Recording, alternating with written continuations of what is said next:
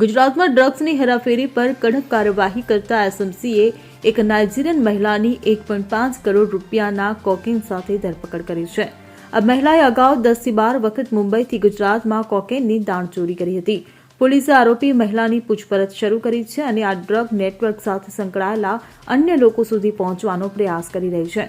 મળતી માહિતી મુજબ એસએમસી પોલીસ ઇન્સ્પેક્ટરને માહિતી મળી હતી કે નવસારી નજીકની ડ્રગ્સની દાણચોરી થવાની છે, જેના આધારે એસએમસી ટીમ સુરતથી નવસારી સુધી તપાસ અને પેટ્રોલિંગ કરી રહી હતી.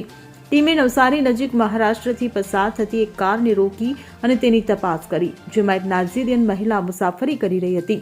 જ્યારે તપાસ હાથ ધરવામાં આવી ત્યારે મહિલા પાસેથી 1.5 કરોડ રૂપિયાના ડ્રગ્સ મળી આવ્યા.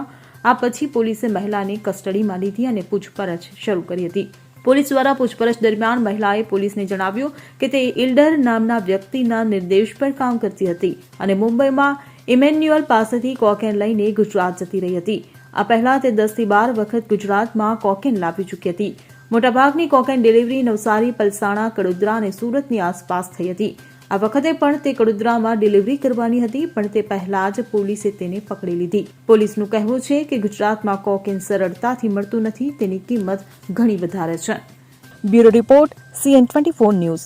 હવે જુઓ દેશ દુનિયાની તમામ ખબરો તમારી આંગળીના ટેરવે. ઉઠાવો મોબાઈલ અને Google Play Store પરથી ડાઉનલોડ કરો અમારી CN24 ન્યૂઝ મોબાઈલ એપ.